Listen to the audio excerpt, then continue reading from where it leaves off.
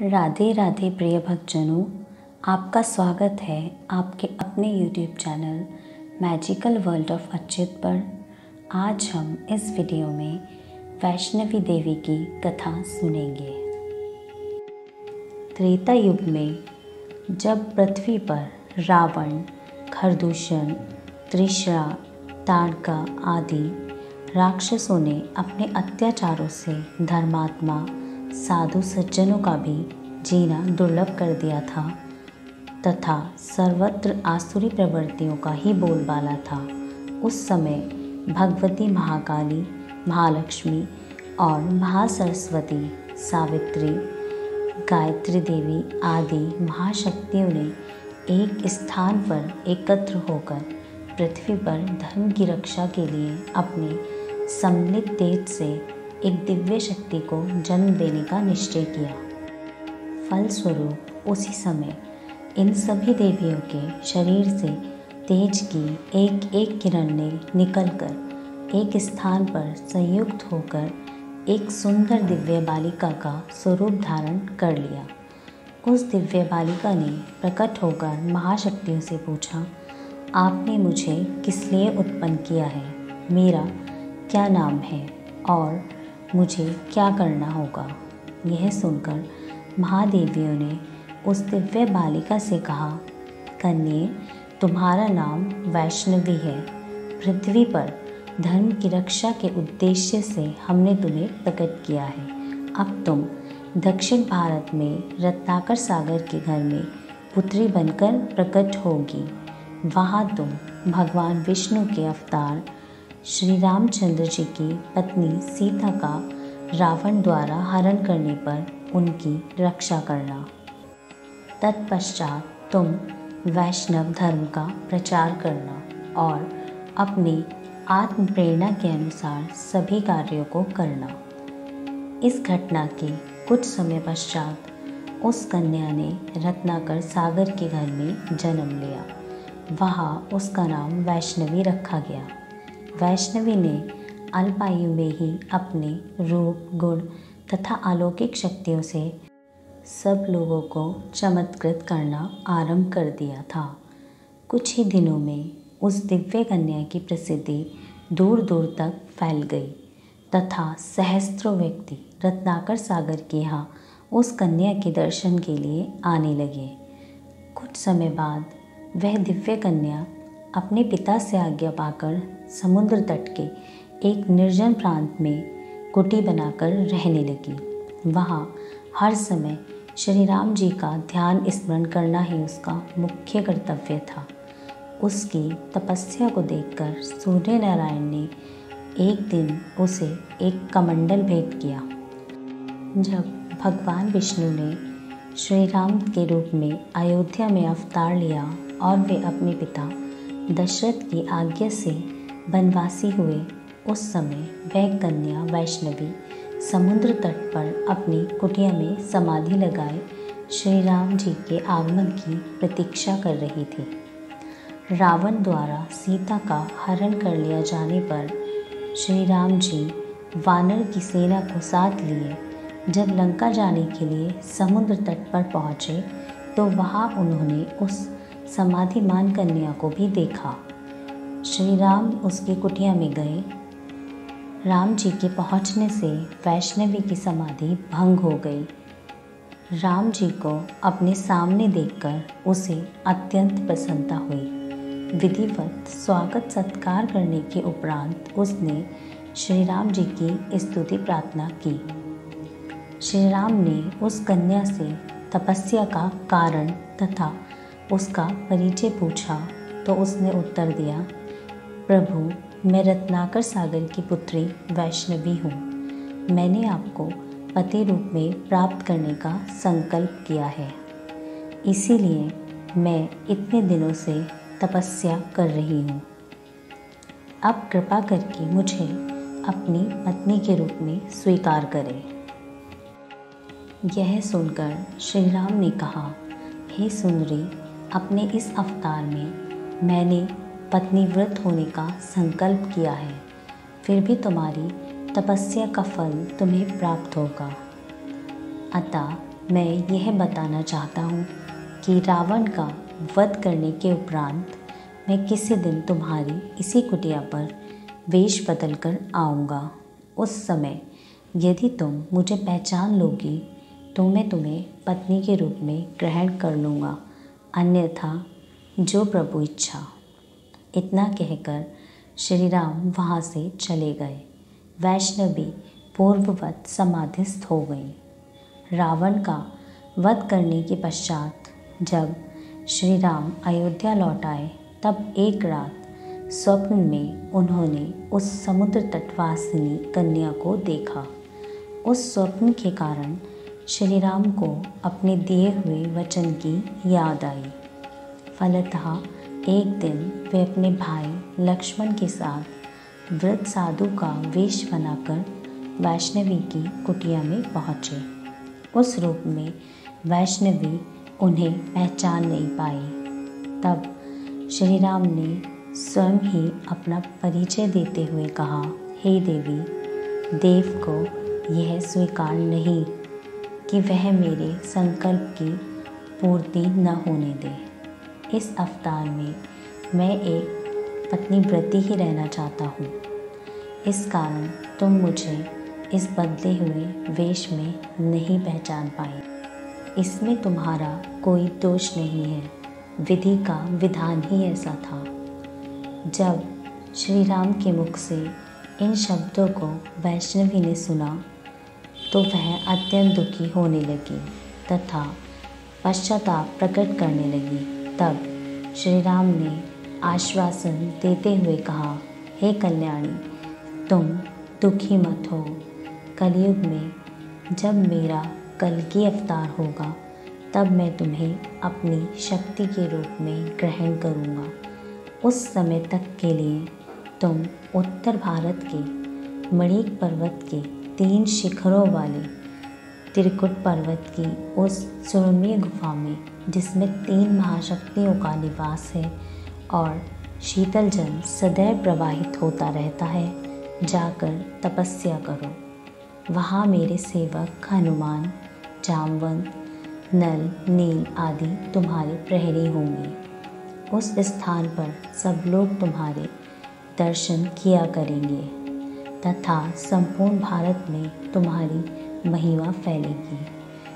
तुम उस क्षेत्र में रहकर आसुरी वृत्ति वाले दुष्ट राजा भैरव का संहार करके वैष्णव धर्म का प्रचार करना। सूर्य नारायण ने तुम्हें जो दिव्य कमंडल दिया है उससे तुम्हें सब प्रकार के भोजन तथा कंद, मूल, फल आदि की प्राप्ति होती रहेगी। यह कहकर श्री राम अयोध्या वापस चले गए।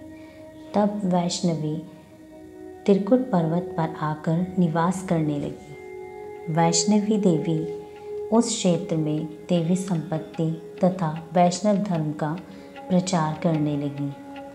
कलयुग आने पर उस क्षेत्र में भैरव बलि नामक एक दुष्ट राजा ने सतलुज से होकर झेलम नदी तक अपना साम्राज्य स्थापित किया। यह आसुरी भाव से संपन्न तथा वैष्णव धर्म का विरोधी था। वैष्णव धर्म के अनुयायी पर वह भांति भांति के अत्याचार किया करता था। उसके कारण उस क्षेत्र के निवासी भगवत भक्तों में हाहाकार मच गया। वैष्णवी देवी ने जब यह देखा तो उन्होंने भैरव बलि के विरुद्ध समस्त वैष्णवों को एकत्र करके भगवत भक्ति के प्रचार का आंदोलन आरंभ कर दिया। भगवती के चमत्कारों को देखकर सहस्त्रों व्यक्ति उनके अनुयायी बन गए। भगवती की प्रसिद्धि और चमत्कारों की चर्चा भैरव बलि के कानों में पहुंची। तब उसने भगवती की परीक्षा लेने का निश्चय किया। एक बार भगवती देवी ने क्षेत्र के निवासियों को भंडारा दिया। उस भंडारे में सहस्त्रों व्यक्ति सम्मिलित हुए। देवी ने अपने कमंडल में से भांति भांति के भोज्य पदार्थ निकालकर सबको भोजन कराया। भैरव बलि भी उस भंडारे में गुप्त रूप से सम्मिलित हुआ था। उसने जब देवी के चमत्कार और सौंदर्य को देखा तो वह उन पर मोहित हो गया। उसने मन ही मन निश्चय किया कि मैं इस सुंदरी को अपनी पत्नी बनाऊंगा। वहाँ से लौटकर भैरव बलि ने अपने दूत के द्वारा भगवती के पास यह समाचार भेजा कि राजा भैरव बलि तुम्हारे साथ विवाह करना चाहता है, अतः तुम उनके प्रस्ताव को स्वीकार कर लो। भगवती देवी ने इस प्रस्ताव को ठुकराते हुए दूत को उत्तर दिया कि भैरव बलि अत्याचारी और अधर्मी है, मैं उसका सर्वनाश कर दूंगी। दूत के मुख से भगवती देवी के कहे हुए शब्दों को सुनकर भैरव बलि अत्यंत क्रुद्ध हुआ। उसने अपनी सेना लेकर भगवती से युद्ध करने का निश्चय किया। उधर भगवती देवी ने भी अपने सैनिकों की व्यूह रचना कर भैरव बलि को भगवती देवी ने भी अपने सैनिकों की व्यूह रचना कर भैरव बलि को दंड देने की ठानी। कुछ समय बाद भैरव बलि के सैनिकों ने भगवती के ऊपर आक्रमण कर दिया। भगवती ने उसकी सेना को मार भगाया। उसके बाद वे स्वयं माई देवा नामक स्थान से हटकर भूमिका नामक स्थान पर चली गई। भैरव बलि ने भूमिका में भी अपनी एक सैनिक टुकड़ी को भेजा तो देवी ने उसे भी पराजित कर दिया। उन्हीं दिनों देवी ने रियासी तथा सलाल नामक स्थानों को भैरव बलि के राज्य से मुक्त करवा लिया। भूमिका के बाद देवी ने चरण पादुका नामक स्थान पर अपना शिविर लगाया। वहाँ से चलकर आदि कुमारी नामक स्थान पर कुछ दिन तक रही। आदि कुमारी में भगवती ने अपने सैनिकों का जल कष्ट दूर करने के लिए एक सूखे हुए तालाब को सुस्वादु जल से परिपूर्ण कर दिया। भैरव बलि ने अपने सैनिकों के साथ इस स्थान की ओर चढ़ाई की। इस स्थान पर जो भयंकर युद्ध हुआ उसमें भैरव के मुख्य 2 सेनापति एवं असंख्य सैनिक हताहत हुए। इसके बाद भगवती ने गर्भ गुफा में अपना डेरा डालकर युद्ध का संचालन किया। फलतः इस क्षेत्र में भैरव बलि तथा भगवती देवी के सैनिकों में पग पग पर युद्ध होने लगा। आदि कुमारी के बाद सांझी छत तथा भैरव टाप पर भैरव बलि को इतनी बड़ी पराजय मिली कि कुछ ही दिनों के लिए उसे युद्ध बंद करना पड़ा। इसी बीच देवी भगवती ने किश्तवाड़, रामनगर तथा भद्रवाह आदि अनेक स्थानों को भैरव बलि के साम्राज्य से मुक्त कराकर यहाँ अपना शासन स्थापित कर दिया तथा करथला, पिंगला, राजेश्वरी आदि देवियों को इन स्थानों का शासन करने के लिए नियुक्त किया। भैरव बलि के साम्राज्य में केवल सतलुज का क्षेत्र शेष बच गया। कुछ दिनों युद्ध बंद रखकर उसने नए सिरे से अपनी सेना का संगठन किया।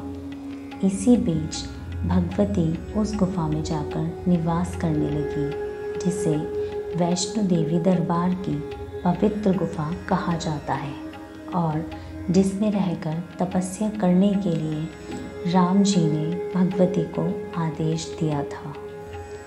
कुछ समय बाद भैरव बलि ने अपनी सेना इकट्ठी करके उस गुफा पर आक्रमण कर दिया। जिस समय उसने गुफा के भीतर प्रवेश करना चाहा, उसी समय भगवती ने अपने चक्र द्वारा उसका सिर काट डाला। चक्र से कटा हुआ भैरव बलि का मस्तक उस स्थान से लगभग 2 मील की दूरी पर जा गिरा तथा धड़ गुफा के दरवाजे पर ही पड़ा रहा। इसके बाद देवी भैरव के कटे हुए मस्तक के पास जा पहुंची और बोली, दुष्ट, इतने दिनों तक मैं तुझे खेल खिला रही थी, परंतु तू अपनी दुष्टता से बाज नहीं आया। अब इस स्थिति को प्राप्त होने के बाद तेरी क्या इच्छा रह गई है, उसे बोल। भगवती द्वारा इस प्रकार कहे जाने पर भैरव बलि के मस्तक ने अत्यंत पश्चाताप प्रकट करते हुए कहा, हे देवी, मैं मूढ़ माया की वशीभूत होकर आपकी महिमा को नहीं जान पाया, जिसका फल मुझे प्राप्त हो चुका है।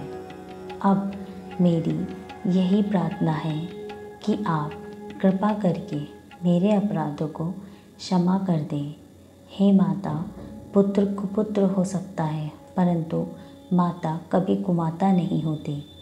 आप मुझे अपनी शरणागत जानकर सद्गति प्रदान करें तथा ऐसा आशीर्वाद दें जिससे मुझ पापी को भी संसार में कोई यश प्राप्त हो। भैरव के इन विनीत वचनों को सुनकर भगवती वैष्णवी ने दयालु होकर कहा, भैरव, तुम्हारी आसुरी भावना अब नष्ट हो चुकी है। तुमने शुद्ध आत्मा से प्रायश्चित प्रकट करके मुझसे प्रार्थना की है। मैं तुम्हें यह वर देती हूँ कि भविष्य में मेरी पूजा के लिए जो लोग इस स्थान पर मेरे दर्शनों के लिए आएंगे, वे तुम्हारी भी पूजा करेंगे और वे मेरे दर्शनों के बाद तुम्हारे भी दर्शन करेंगे। इससे ही उनकी यात्रा सफल होगी। जो लोग तुम्हारे दर्शन नहीं करेंगे, उनकी यात्रा सफल नहीं होगी। इतना कहकर भगवती पुनः अपनी पवित्र गुफा में जा विराजी और श्री राम के ध्यान में समाधिस्थ हो गई। भैरव का कटा हुआ मस्तक उसी स्थान पर पत्थर बन गया। भैरव का जो धड़ माता की गुफा के दरवाजे पर गिरा था, वह भी पत्थर का हो गया। जिस स्थान पर भैरव का मस्तक गिरा था, वहाँ पर इन दिनों भैरव का मंदिर बना हुआ है। भगवती वैष्णवी की गुफा की यात्रा करने वाले लोग माता के दर्शन करने के बाद भैरव मंदिर के दर्शन ज़रूर करते हैं, परंतु माता के दर्शनों से पहले भैरव मंदिर के दर्शन नहीं किए जाते। भगवती वैष्णवी पवित्र गुफा में समाधिस्थ होकर श्री राम का ध्यान कर रही है और भगवान की प्रतीक्षा में पवित्र गुफा में जो 3 पिंडियाँ हैं, वे भगवती महाकाली, महालक्ष्मी तथा महासरस्वती की प्रतीक है। भगवती वैष्णवी माता सीता के अंश से उत्पन्न हुई हैं, अतः वे भगवती महालक्ष्मी का ही प्रतिरूप हैं। गुफा स्थित पिंडियों के बीच वाली पिंडी भगवती महालक्ष्मी की है। उसी को भगवती वैष्णवी कहा जाता है और भक्तजनों को वैष्णो माता के नाम से उस पिंडी के दर्शन कराए जाते हैं। वैष्णो शब्द वैष्णो देवी का ही अपभ्रंश मात्र है। जो भी माता वैष्णो के दर्शन करते हैं, उनकी समस्त मनोकामना पूर्ण हो जाती है। जय माता दी।